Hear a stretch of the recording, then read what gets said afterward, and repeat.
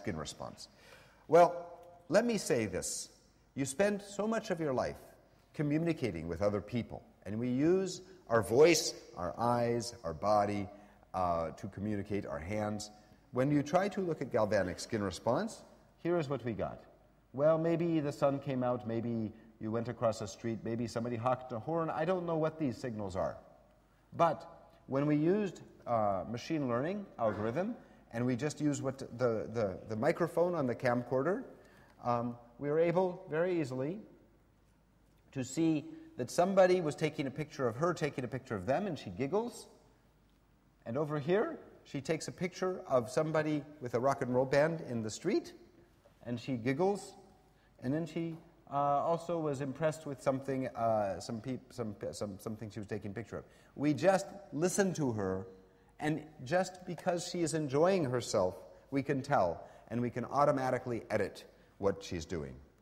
So anyway, that is what I'm always looking for. What is the communication that is natural, and maybe the sensor, adding so many sensors, maybe won't make it easier. Maybe it will. I made a bed, and this bed, actually this is me on Good Morning America. I was very proud of getting on there. But anyway, there's a camera up here, and it uses structured light and is looking at my eye. And if I wake up in the morning, then it turns off the alarm.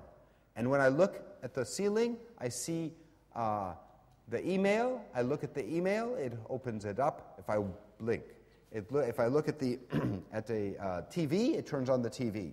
Then it has a memory that actually I look blinking nervously at this TV station, it changes the TV station. And it remembers that at this time of day I like to watch the news. And so it puts that on. And of course, if I react to it, then it takes that as feedback, and that becomes the adaptive user model, improving by watching me react to what it tries to do. So we have a mixed initiative of that, and I'm using these eye gestures again, like I talked about before, and able to run a life, even if maybe I have a cervical injury, I can use my eyes.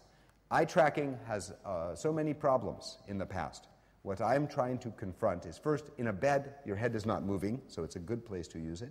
Also, I'm using eye gestures. Most of what we do with our eyes is not to point at something. It's using, people have always tried to use eye tracking as pointer. I use it as a gesture. I'm nervous, I'm interested, I'm not so interested, I'm looking around everywhere. So we can use those, and we were able to very easily make people be able to use it in bed. This is an augmented kitchen. I spent many years making a kitchen with many smart aspects in it. This is actually, it got into People magazine of all places. I will just talk about a few things in it that maybe have to do with health. We made a smart sink, and this smart sink, Kaiser Permanente came to visit us, and they said only 50% of our medical personnel wash their hands. We actually hire people to watch them wash their hands. So they said, can you do something? And we made several things. The first one we made was the worst one. It was RFID on your shirt, and you come up and it says, you have washed your hands, you are a good boy. Okay. Maybe the doctors rip off this and throw it away and they get angry. So my idea was that you come in, and this camera on the sink, it watches you. And when you walk in and it sees a hand and it is washing, it counts how long it's washing a hand.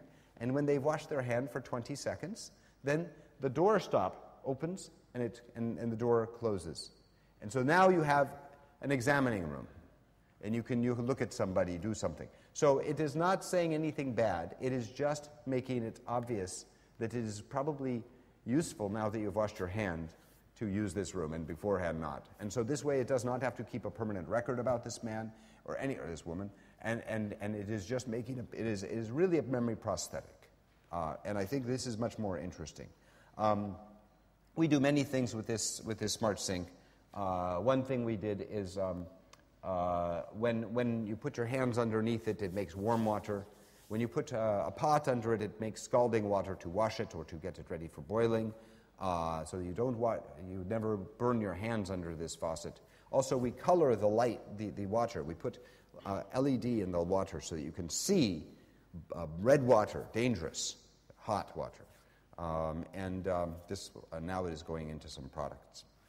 And also the sink you saw Leonardo Bonanni, when he walks up to it, maybe the sink goes up and down. This is also interesting. The safety in the kitchen is always a concern. This is a leftovers dish that it tells how many days has this thing been in the refrigerator. And it just does this with a simple sensor, right? The point is, how many days can chicken be stored in a refrigerator before it is bad? And so it just counts. You look on the top, it's been 3 days in this cold place. It just has a thermometer and a timer. This oven mitt down below, this talking trivet, one sensor for temperature. And now if you put it on the top of the stove, it says, fire! If you put it in, if you put a pot on it and the pot is cold, it says, needs rewarming. So it has a model of cooking. In fact, if you put something into a very hot oven, it says, I remind you to turn that off in 15 minutes. And you say, but it's a big roast. Well, a hot oven is for a pizza. A roast has to slowly let itself get hot in the inside.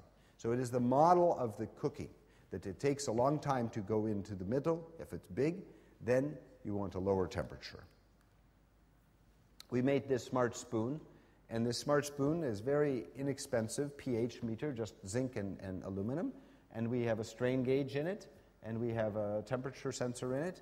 Actually, this spoon could be sold for not very much money because all of these things now are free. Remember, technology has gotten to be so inexpensive that actually it's not the technology that's the hard part. It is the scenario.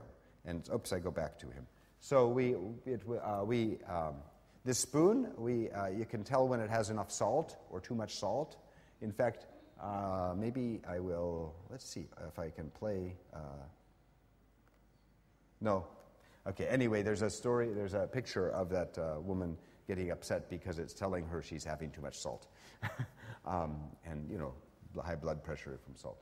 Of course, we've had wearable devices for measuring our heart problems for some time. And now it is getting very inexpensive. This is a picture of me up at Mount Everest at base camp in 1998. What is exciting is how telemetry is getting to be inexpensive, and you know it is just off-the-shelf technology. Really, you can just buy a pill, and then it will tell you how warm it is in the inside. And anyway, last time I looked, there were 6 million people in the United States that had a pacemaker that their PC could talk to. This is kind of scary, but also very exciting, that you could actually change your pacemaker. Now I want to go out for a run. Then you tell your pacemaker, I'm going to go for a run. Now I'm going to go to sleep. Maybe it treats you differently in these different situations. And so we were able to make these nodes on the climbers that were only about $10 per node, and we had measuring blood oxygen and also core temperature and also pulse and air pressure and